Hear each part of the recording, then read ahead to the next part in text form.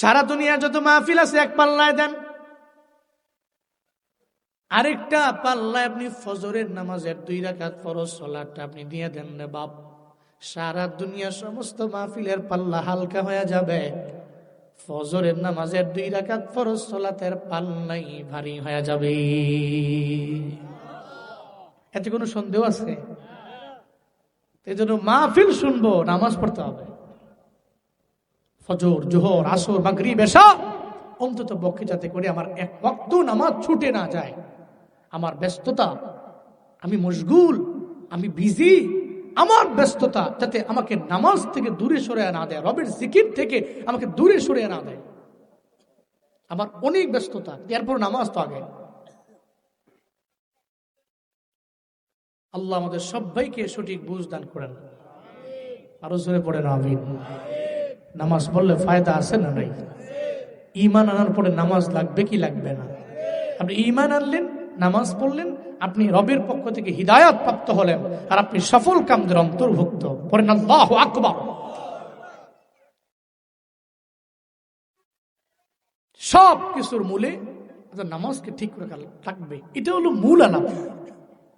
কত তো বয়ান শুনেন, যা শুনেন সব শোনার বয়ান, বহু শুনছেন জীবনে, শুনতে শুনতে এক একজন শ্রোতা, এক একজন বড় বক্তা।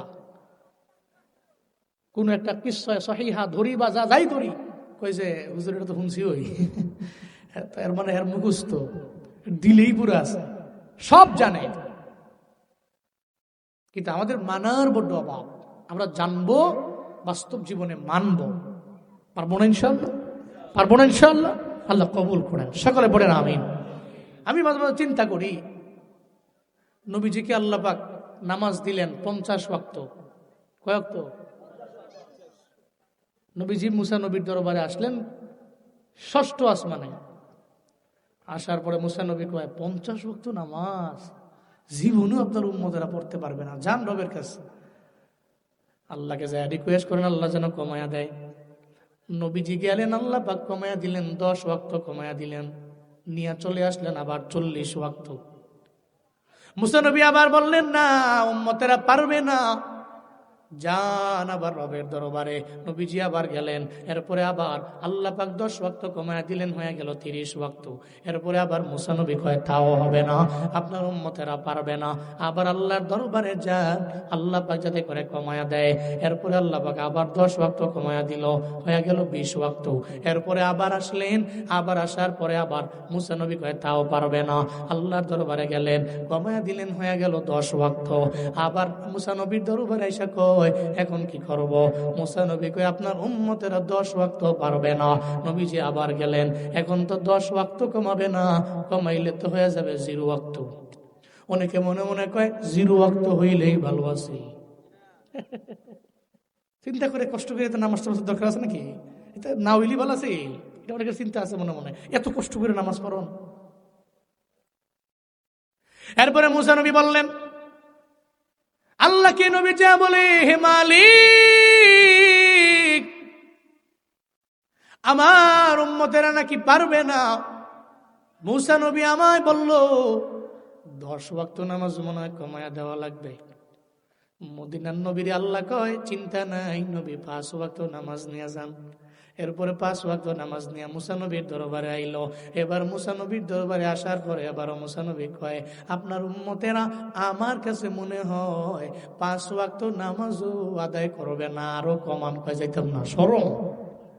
কিন্তু মুসা নবী ঠিক বলল না বেঠিক বলল? হ্যাঁ, 5 ওয়াক্ত নামাজই তো উম্মত পড়তে পারে না, 50 ওয়াক্ত দূর কি বাদ। তবে চিন্তা নাই, নবীর কারণে পাইলাম এই উম্মতেরা 5 ওয়াক্ত নামাজ যদি ইখলাস নিয়ে পড়েন, ফজর পড়েন, যোহর পড়েন, আসর পড়েন, মাগরিব পড়েন, এশা যদি পড়তে পারেন, এই 5 ওয়াক্ত নামাজ পড়ার বদৌলতে আল্লাহ পাক রব্বুল আলামিন আপনার আমলনামায় 50 ওয়াক্ত নামাজের সওয়াব আল্লাহ পাক দিয়া দিবে। ইমানের পরে 2 নম্বরে নামাজ, এরপরে 3 নাম্বার আল্লাহ পাক বলেন মিম্মা রাযাকনাহুম ইউনফিকুন। এই বান্দা, আমি আল্লাহ যা রিজিক দিলাম ওই রিজিক থেকে তুমি ব্যয় করো। চিল্লায় বলেন না, রিজিক দেওয়ার মালিক কে? আরো জোরে বলেন কে? আগে তো চলতে পারতেন না, খাইতে পারতেন না, আরামে চলতেন না, এক বেলা পাইলে আর এক বেলা পাইতেন না। এখন তো আল্লাহ পাক সম্পদ দিয়ে আপনারা এমন ধনী বানাইলেন, এখন আপনি একা কেন, আপনি তো সবাইরে লইয়াও একসাথে বসে আপনি খাইতে পারেন, কোনো কমবে না। প্রত্যেক বেলায় মেহমান নিয়ে খাইলেও কমবে না, বড় অনুষ্ঠান করলেও কমবে না। যে আল্লাহ রিজিক দেন নাই, আবার কয়েকদিনের বিনিময়ে আমার মাওলা রিজিক দিয়ে দিলেন।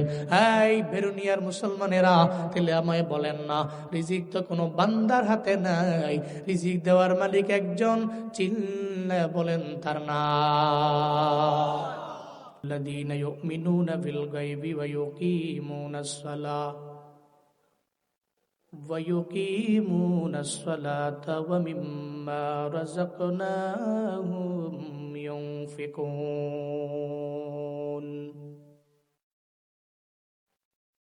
আল্লাহ পাক বলেন, হিদায়াতের উপরে বান্দাগুলো আছে এবং মুফলিহুন এই বান্দারা, তাদের মধ্যে 3টা গুণ আছে। নাম্বার 1, এরা গাইবের প্রতি ঈমান আনবে। আল্লাহরে দেখে নাই, পায় নাই, আমার আল্লাহরে ধরতে পারে নাই, ছুঁইতে পারে নাই, দেখেও নাই, কিন্তু এরপরেও রবের প্রতি যে ঈমান বান্দার দিলের মধ্যে আছে, আমারে কেউ দেখে না, আমার আল্লাহ দেখে। অদৃশ্যের প্রতি ঈমান আর গাইবের প্রতি ঈমান আনতে যাইয়া বান্দা মায়ের খাইলেও সারে না। সারা দুনিয়া যদি একটা পাল্লায় দাও আর একটা পাল্লায় যদি মুমিনের ঈমান দাও, সারা দুনিয়ার পাল্লাটা হালকা হয়ে যাবে, ঈমানের পাল্লাটাই ভারী হয়ে যাবে। হযরত বেলালের যে ঈমানের পাল্লা, হযরতে বেলালের ঈমানের পাল্লা যদি একটা পাল্লায় দেন, আর একটা পাল্লার মধ্যে যদি আপনি সারা দুনিয়ার সমস্ত সম্পত্তি দেন, হযরত ঈমানের যে আহাদ নামের আওয়াজ, ওই আহাদ নামের আওয়াজের পাল্লা ভারী হয়ে যাবে, সারা দুনিয়ার সমস্ত সম্পত্তির পাল্লাই হালকা হয়ে যাবে। এই জন্য মুমিনের দরবারে ঈমান দামি। আল্লাহ বলেন, যারা মুফলিহুন এদের নাম্বার 1 সিফাত, গাইবের প্রতি এরা ঈমান আনবে। আল্লাহরে দেখে নাই, এরপরেও রবের প্রতি ঈমান, নবীরে পায় নাই, এরপরেও নবীর আশিক, সাহাবায়ে কেরাম দেখে নাই, এরপরেও সাহাবায়ে কেরামদের প্রতি মহাব্বত, তাবিঈনদের পায় নাই, এরপরেও এদের কাহিনী শুনে চোখ দিয়ে গড়ায়া পানি পড়বে। এটাই তো স্বাভাবিক ব্যাপার। আল্লাহ পাক বলেন, গাইবের প্রতি ঈমান আনলেওয়ালারা, এদের উপরে রবের পক্ষ থেকে আছে হিদায়াত। আর এই বান্দাগুলো সফল কাম, এটা আমি বলি না, চিল্লায়া বলেন ঘোষণাকার। উলাইকা আলা হুদাম মির রাব্বিহিম ওয়া উলাইকা হুমুল মুফলিহুন। চিল্লায়া পড়েন আল্লাহু আকবার। আল্লাহর ঘোষণা। আল্লাহ কয়, ঈমান আনছো, এরপরে তুমি নেক আমল করছো, নামাজ কায়েম করলা, এরপরে তুমি আল্লাহর দেওয়া রিজিক থেকে ব্যয় করলা, যারা এটা করলো তাদের উপরেই তো তাদের রবের পক্ষ থেকে হিদায়াত। হুমুল মুফলিহুন। আল্লাহ বলেন, তারা তো সফল কাম মানুষের অন্তর্ভুক্ত। জমিনের মধ্যে সফল হতে চায় না এমন কোনো বান্দা নাই, আছে? জমিনের মধ্যে সফল হতে চায় না এমন কোনো বান্দা পাওয়া যাবে না। আমি সফল হব জমিনের মধ্যে, আমি সফল হয়ে যাব আখিরাতে। দুনিয়ার মধ্যে সফল হইয়া জান্নাতি হইবার চায় না এমন কোনো বান্দা নাই। আল্লাহ কয়, সফল হওয়ার জন্য তোমার গুণের মুমিন হওয়া লাগবে। আর এই গুণের মুমিন তো তারা, যেই বান্দা 1 নম্বরে গাইবের প্রতি ঈমান আনলো। এই বলেন না, আল্লাহর দরবারে আবু জাহালের দাম বেশি না বেলালের দাম বেশি?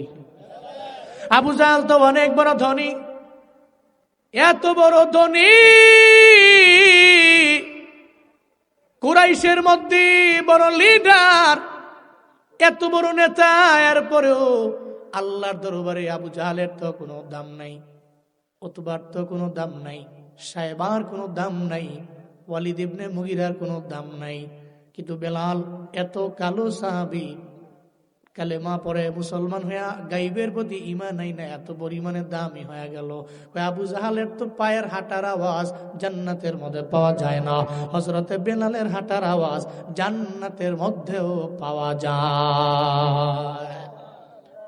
সুবহানাল্লাহ পকেটে থুন আর বাড়ি যে জুড়ে কইেন। আর অনেকে চিন্তা করে ঠান্ডার দিন আমি সুবহানাল্লাহ কেন কমু, ভাই যে বউর লগে হইয়া কম বলের তোলে সুবহানাল্লাহ কমু রে বাবা। এরম পৌ পাগল লোক দেখছি না আমি। জোরে কোন সুবহানাল্লাহ, জোরে আলহামদুলিল্লাহ, আরো জোরে চিল্লা আল্লাহু আকবার। কষ্ট হয়েছে আপনারা? রাগ করেছেন? আল্লাহ কবুল করেন। তাহলে সারা দুনিয়া একদিকে, ঈমান আর একদিকে। এই জন্য ঈমান তো টাকা দিয়ে কেনাও যায় না, বেচাও যায় না। ঈমান বড় দামি এক দৌলত, আকল বড় দৌলত, বিবেক বড় দৌলত। এটা টাকা দিয়ে কেনাও যায় না, বিক্রি করাও যায় না। গরু বিক্রি করা যায় টাকা দিয়া, টাকার মাধ্যমে এটা কেনা যায়। ছাগল বাজারের মধ্যে নিয়ে গেলেন, রসুলপুর বাজারের মধ্যে টাকার মাধ্যমে কেনা বেচা হয়। কিন্তু মুমিনের ঈমান জীবনও কোনোদিন টাকা দিয়ে কেনাও যায় না, বিক্রি করাও যায় না। ও মনে করে দুনিয়া তুচ্ছ আমার ঈমানের কাছে। সারা দুনিয়া যদি আমার হাতে এনে দেও, জীবনে আমি ঈমানের লাইন থেকে লাইনচ্যুত হতে পারি না।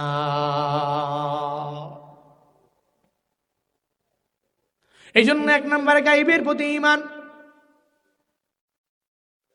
অদৃশ্যের প্রতি ঈমান আনো, হবে সফল কাম। এরপরে 2 নাম্বার, আমি ঈমান আনলাম কিন্তু ঈমানের পরে আমার নামাজ নাই, ঈমানের পরে রোজাও রাখলাম না। কয় আমার ঈমান ঠিক, নামাজ না পড়লে কি হইল? কয় ভেতরের পর্দা বড় পর্দা, বাহিরের পর্দা ছাইরা দাও। এরকম বলে কি বলে না? আমার দিলের মধ্যে পর্দা আছে, বাইরে দরকার নাই। আমার দিলের মধ্যে নামাজ আছে, পড়ার দরকার নাই। দিলে রোজা আছে, ঈমান তো আনলাম, রোজার দরকার নাই। আল্লাহ তো বলেন নাই তুমি ঈমান আনলেই সফল কাম হয়ে গেল। শুধু ঈমান দিয়ে সফল কাম হওয়া যায় না, ঈমান দিয়ে জান্নাতের লাইনে যাওয়া যায় না। ইন্নাল্লাযীনা আমানু ওয়া আমিলুস সলিহাত কানাত লাহুম জান্নাতুল ফিরদাউসি নুজুলা। কেমন জানেননি? এজন্য উদাহরণ দিতে যায় আমি বলি, ইসলামটা হলো আমাদের হাতের মধ্যে যে এটিএম কার্ডটা আছে, এটিএম কার্ডটা ধরেন আপনার ইসলাম। আর এই কার্ডের মধ্যে পিন নাম্বার আছে না নাই? পিন নাম্বার ছাড়া টাকা তোলা যায় না। আপনি গেলেন এটিএম কার্ড লইয়া, পিন নাম্বার জানা নাই, এটিএম বুথের মধ্যে গিয়ে আপনি 1 বার দিলেন, ভুল দিলেন, 2 বার দিলেন, ভুল দিলেন, 3 বার দিলেন, ভুল দিলেন। কার্ডটা ভিতরে নিয়ে গেছে, বের করতে পারেন না। এটিএম বুথের ওই সিকিউরিটি কয় মাথা মোথা ঠিক আছে নাকি, উল্টা সরায় মরায় নিয়ে যাবে ব্যাংকের দরবারে। হাই ব্যাংকার, সে যে এটিএম বুথ নিয়ে আইলো মনে হয় চুরি করে লয়ে আইছে, পিন নাম্বার খালি ভুল দেয়। এরপর অ্যাকাউন্টের সঙ্গে চেহারা মিলাও, যদি মিলে যায় তাহলে তো রিয়েল, যদি না মিলে যায় তাহলে ফেক। তারে জিন্দানখানায় দাও, জেলখানায় দাও, পুলিশের হাতে দিয়ে দাও। জমিনের মধ্যে এটিএম কার্ডের পিন নাম্বার ছাড়া কোনো দাম নাই। এই জন্য এটিএম কার্ড হলো আমার ইসলাম, এর পিন নাম্বার হলো ঈমান মানে কালেমা। এবার কালেমা বললাম, কার্ডও নিয়ে নিলাম। এখন তুই কার্ডটাকে নিয়ে টাকা তোলার জন্য আমার বুথের বরাবর যাওয়া লাগবে। আমি তো ওখান থেকে এটিএম কার্ডের মাধ্যমে ফায়দা হাসিল করা লাগবে। আমি ব্যাংকে যেতে পারি না, এটিএম কার্ডের মাধ্যমে আমার ফায়দা এনি টাইম 24 আওয়ার্স আমি বুথে গেলে আমার টাকা দিয়ে দিবে। এই কারণে আমার তো যাওয়া লাগবে, একটা পথ লাগবে। ওই পথের নাম হলো ইসলামের ভাষায় সিরাতুল মুস্তাকিম, সহজ সরল সঠিক পথ লাগবে। আর এই সঠিক পথে দিশারি কারা কয়? আবরার। নেক আমল করনেওয়ালা বান্দাগুলো এরাই তো সঠিক পথের দিশারি, এরা সিরাতাল মুস্তাকিমের পথে, এরা জান্নাতের পথে। ফারিকুম ফিল জান্নাহ ওয়া ফারিকুম ফিস সাঈর। আল্লাহর ঘোষণা, পথ হলো বান্দা তোমার জন্য দুইটা, একটা হলো জান্নাতের পথ আর একটা জাহান্নামের পথ, একটা নেক আমল করনেওয়ালার পথ আর একটা গুনাহ করনেওয়ালার পথ। আল্লাহ পাক বলেন, বান্দা তুমি যখন তোমার ওই ঈমান লয়ে আগায়া যাও, সিরাতাল মুস্তাকিমের পথে যদি আগাও, তাহলে সিরাতাল মুস্তাকিমের ডেস্টিনেশন হয়ে যাবে আমার মাওলার জান্নাত। সুবহানাল্লাহ কয় না? যদি তুমি এই কার্ড লইয়া আগাও আর পিন নাম্বার সঠিক থাকে, সিরাতাল মুস্তাকিমের পথে এর ডেস্টিনেশন জান্নাত। সুবহানাল্লাহ পড়বেন না? তাহলে শুধু বলেন নাই তুমি ঈমান লইয়া খালি জান্নাতে যাও, না, তোমার ঈমানের উপরে আমল লাগবে। আমানু আমিলুস সলিহাত, এরপরে তুমি পিন নাম্বার লইয়া সহজ সরল পথে যাইয়া তোমার বুথে গেলে এরপরে তুমি ঢুকাইবা, পিন নাম্বার চাপবা, তো তোমার যে মনের আশা ছিল এটা পূরণ হবে। আল্লাহ কয় তুমি ঈমান লইয়া কালেমা লইয়া ইসলাম ধর্মে ঢুইকা সিরাতাল মুস্তাকিমের পথে অগ্রগামী হও, এর ডেস্টিনেশন জান্নাত। যদি তুমি সিরাতাল মুস্তাকিমই না যাও, আবরারদের দলভুক্তই যদি না হও, জান্নাতের যে পথ ওই পথে যদি না যাও, তাহলে জান্নাত পাবা না। শুধুমাত্র এই কার্ড দিয়ে টাকা তোলা যাবে না, এটিএম বুথ যেখানে আছে ওই বুথ পর্যন্ত যাওয়া লাগবে, ওখানে গিয়ে এটিএম কার্ড ঢুকাইয়া পিন নাম্বার চাপবা, তো তোমার মনের আশা পূরণ হয়ে যাবে। তাহলে এক নম্বরে লাগবে ঈমান। এর উপরে আল্লাহ পাক জানায়া দিলেন ওয়াকিমুনাস সালাহ, গায়বের প্রতি ঈমানের পরে 2 নম্বরে নামাজ। এলাকায় নামাজ নাই, মাহফিল আছে। প্রতিদিন আপনি রাতের বেলা ঘুমায় রইলেন, দেখবেন গভীর রাতে কোত্থেকে যেন একটা মাইকের আওয়াজ আসে, কয় কই কই অমুক পাড়ার মধ্যে মাহফিলের সাউন্ড। এমন কোন রাত নাই, বয়ান নাই, এক একজন বক্তাদের বয়ান করতে করতে মাথা নষ্ট, খাওয়ার সময় নাই, দৌড়াইতে দৌড়াইতে পাগলের মতো হয়ে গেছে। গতকালকে আমার সুনামগঞ্জে প্রোগ্রাম ছিল 4টা, মাগরিবের পর শুরু, 2:30টায় শেষ, রাত 2:30টায়। আজকে একটা কইরাইছি, এনে কইরা আরেকটা যাবো। এই যে বয়ান প্রতি রাতে, এত বয়ান, এরপরে অত ফজরের মধ্যে কোনো মুসল্লি নাই, এরপরেও জোহরে মুসল্লি নাই, আসরে নাই, মাগরিবে নাই, এশায় নাই, মাগরিবে যাই মিলে আবার এশায় নাই, ফজরে যা পাওয়া যায় জোহরে নাই, জোহরে পাইলাম আসরে নাই, আসরে পাইলাম মাগরিবে নাই, পড়লে পড়লাম না পড়লে নাই। অথচ এই রজব মাস বড় দামি মাস, এই রজব মাসেই তো নবীজি মেরাজে গিয়া নামাজ আনলো আমার আপনার জন্য। কপাল পোড়া মুসলমান, মেরাজের বয়ান শুনতে বড্ড মজা লাগে, কিন্তু নামাজের ব্যাপারে বয়ান মজা লাগে না।